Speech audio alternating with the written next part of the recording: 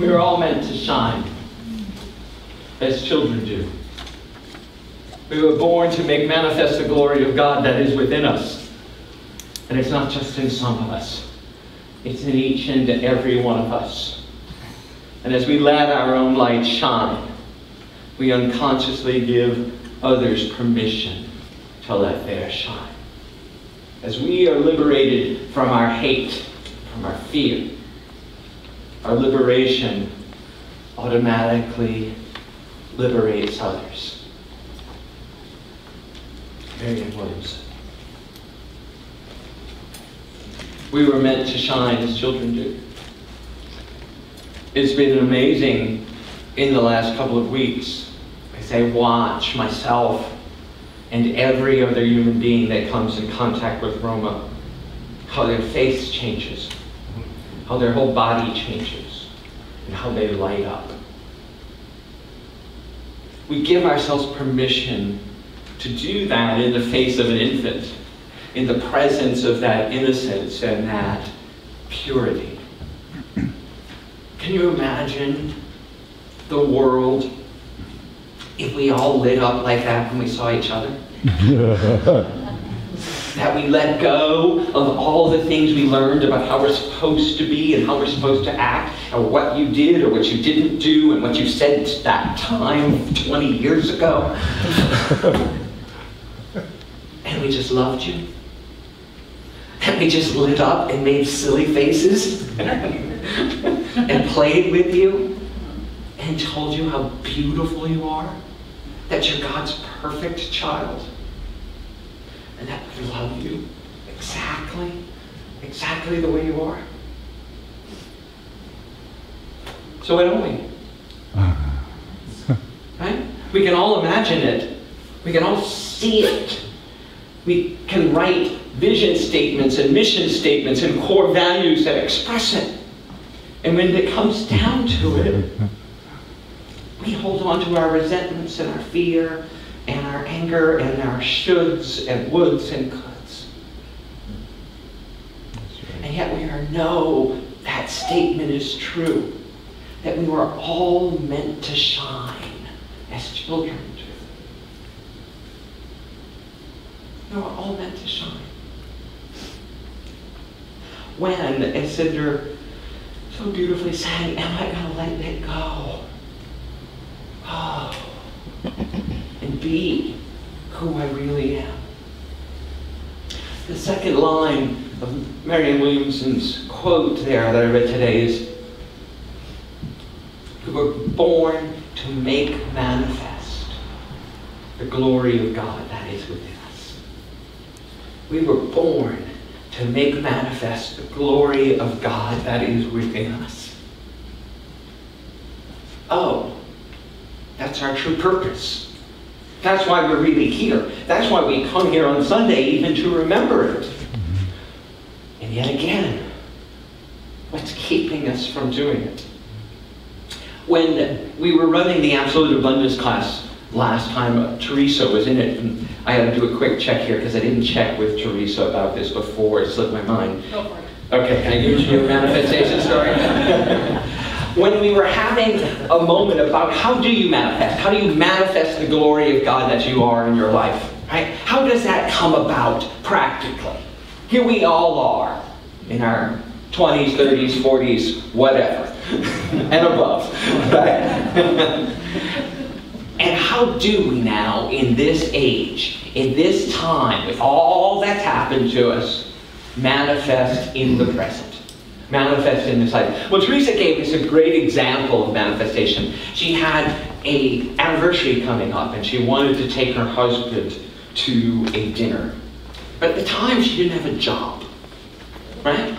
She had no visible means of income or support, and she just affirmed that she knew she was going to go take him to this particular restaurant and have a lovely anniversary dinner. Right? So it's the first thing she did. She claimed her dream. And she stated it out loud. Right? She then began to tell everybody she knew that she was going to do it. Or not everybody, several people.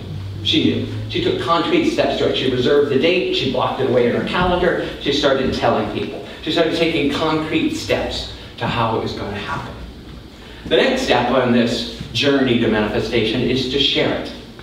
So she kept repeating step 1, telling everybody about the process, about her desire. And one of the people she told actually said, hey, you know what? I think I have a gift certificate to that restaurant sitting in my desk back at home. A client gave it to me years ago. And he went home and he rummaged through his desk and he didn't find it and he forgot. And Teresa then called him back and shared her journey and said, hey, just a friendly reminder. Did you ever find that gift certificate? She didn't give up on her dream. She didn't give up. But she kept in the journey and she kept talking about it. And yes, he found the gift certificate. It was 5 years old. Right? 5 years old. But it was a significant gift certificate. I think it was like $250. $250 to this restaurant, right? And so she got the gift certificate and she called the restaurant and she had made a reservation, as I remember. She had made a reservation at the restaurant. And she called up and said, hey, I have a reservation at this restaurant. So isn't that an act of faith? She made the reservation without knowing how she would pay for the dinner. She made it. And they said, yeah, gift certificates don't expire. And they're transferable. It doesn't have to be the guy who gave it. We don't ask for ID. Just bring it in and it'll work.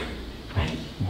And she had the anniversary dinner in the restaurant of her dreams for free with her husband. Because she was open to how it was going to show up. She didn't know that somebody was going to hand her $250 cash. She didn't say, no, I have to have a job, I've got to I got to earn the money. She stayed open to how it would manifest in her life. Great story. And I remember in the moment in that class when she was sharing that with us, I formulated these steps. Steps 1 and 3 are interchangeable. Steps 1 and 3, it can be made into a 3-step process if you just know that you're always stating and claiming your desire. But I also made this and created this on the spot because it's been my own experience into parenthood. Right? I've shared with you before, my husband and I decided years ago, 3 years ago, we started this journey that we were ready and that we were in a place where we felt we needed to become parents. And we took all the steps and we started telling everyone we knew that yes, we were going to do this. We went to seminars, we went to different agencies, we looked at all the different options. We took all the concrete steps. We had FBI checks and physicals and we had psychological exams. We had people come and look at our house. We had to have our house child-proofed before it had a child. We had to have our child baby-proofed to adopt a 16-year-old. Because that's all the concrete steps that the state and the system required. All through it, all through the disappointments and through the triumphs. We shared the journey. Sometimes very publicly, sometimes very difficultly. We shared our pain and our sorrows. And because I did, when the adoption last February failed, because I blogged about it and cried here in front of you all, but also online, and told everyone that we were holding to this principle. This amazing woman and her husband in Bakersfield read about us and conceived, carried, and delivered this little angel and handed her over to us in the first minutes of her life as a total gift, beyond what anyone could ever expect or imagine. It wasn't in my imagination, in my consciousness, that that's how my baby would manifest, that our child would come into the world. Because I was open to beyond my wildest dreams. I now have a 16-year-old, a 7-week-old, and a dog.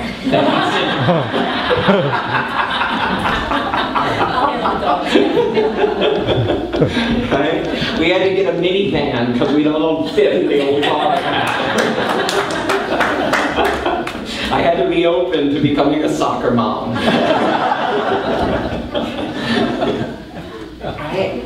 Beyond how I thought it was going to work, beyond how our lawyer, who's been doing adoptions for 25 years, any of the social workers, or anyone we were ever involved with, knew that someone would do something like this. Because we hold the faith that with God, with that love that we are, all things are possible. When I react and I act from a place of love to a place of love, as Paul Hasselbeck wrote about today in the Daily, in his absolute word, then all things are possible. Because I don't see you as flawed or broken or need a fix, or I don't see the problem. I only see the absolute love that you are. And that's all I give. That's all I have is love. I don't have lack. I don't have limitation. I don't have impossible. It doesn't exist in that consciousness. Now, when we were in court on Friday, we had to stand up. JD and I got to stand up. We were asked to stand up and raise our right hand and say this pledge. We will celebrate his successes and be by his side in times of difficulty. We will nurture him as our own. We will never betray his trusts, never dampen his hopes, and never discourage his dreams.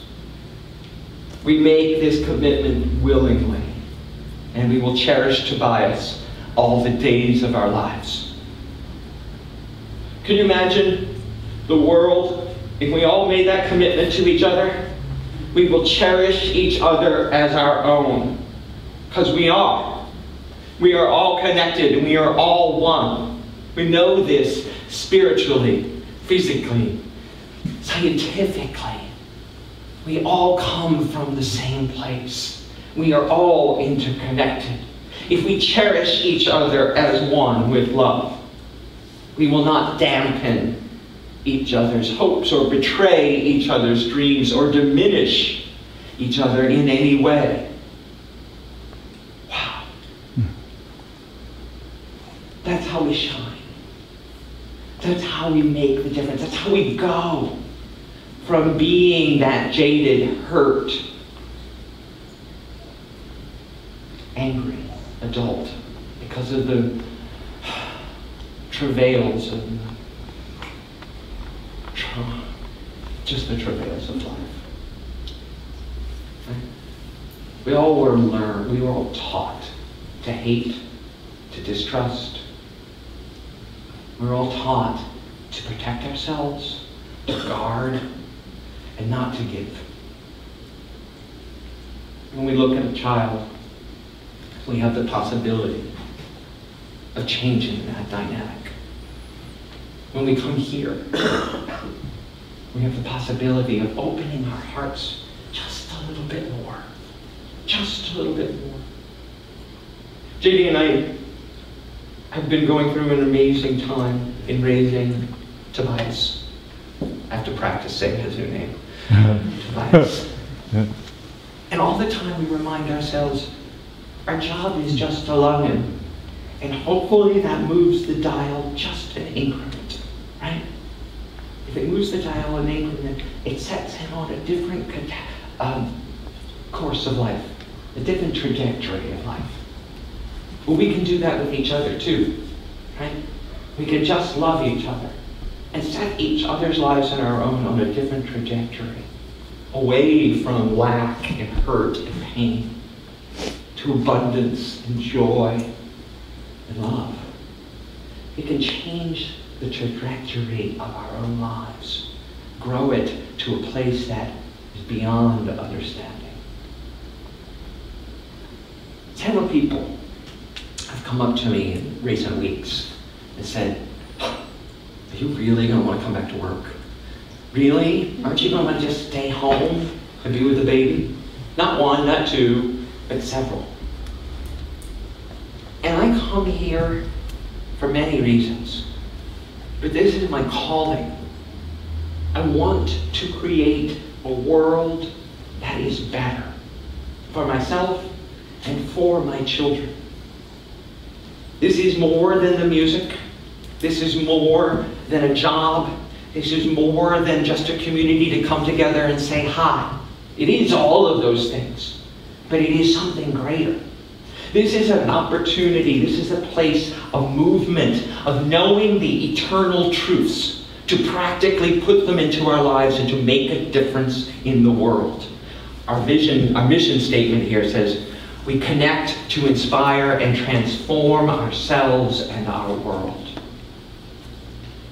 So the reason I am delighted to be back at work, the reason I will not change my job, my ministry, my calling, my purpose, is because it is beyond one individual child or my family alone. My call, and I believe all of our calls, because otherwise these statements wouldn't be on the wall that you all created, are bigger than our individual selves, bigger than our own selfish places. It is our call and our destiny to make the world a better place. And in that consciousness and that understanding, when you step forward in love, it makes a difference whether you're here or not on Sunday. No, we're not here for obligation. We don't think we're going to hell if we don't come to church on Sunday. We don't think we have to be here to save souls for Jesus Christ. Those are other faith traditions that state those things. But there is just as much an imperative that we be here on Sunday, that we support this community. Because when you're not here, that person sitting next to you doesn't get the benefit of your love. They can feel it right now. Send love to the person next to you. Without saying a word, you don't even have to look at them. Just open your hearts right now. Feel that amazing tug of love as you send it out. When you are here on Sunday, whether it's me who's speaking or another guest speaker or whoever the musician is, whenever you're here at a class, whenever you're here to do service, you are changing the world. You are changing it by the presence of your love. So yes, it matters. Yes, it matters if you show up on Sunday. In fact, I think it's more of an imperative that you show up than I do. Right? I'm one person. I'm one person, and I can't even possibly even speak to you all on Sunday except from this platform. But you can make a difference in each person you touch today and the rest of the week. You were born to shine as children do, and you are here to make manifest the glory of God that you are.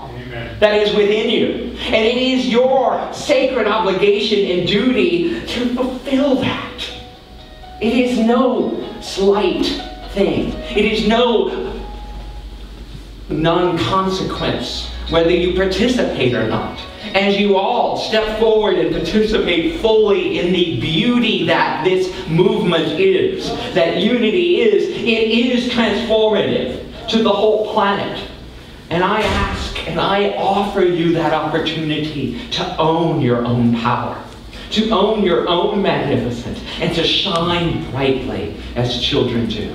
To make manifest in those 4 steps. State your desire to see the world a different place. Take concrete steps towards doing it. Share the journey every day, every week, every Sunday. Tell us about how you are doing that. And to be open to how the magnificence of God is going to show up in your life. Be open to how glorious your new life is going to be. That is why I am a unity minister. That is why each and every one of you are here. I am certain of it. Whether you know it or not, I am certain you are here to let your magnificence be known, seen, and to let it shine. You are meant to shine. I see it. I know it. I hold it. Let's take that to our time of meditation. We have meditation song today that I love from Karen Drucker. I am so blessed. If you were here when Karen was here, you know how beautiful this tune is. And we have a beautiful trio to sing it for us today. I am so blessed. I am so blessed. I am so grateful for all that I have. I am so blessed.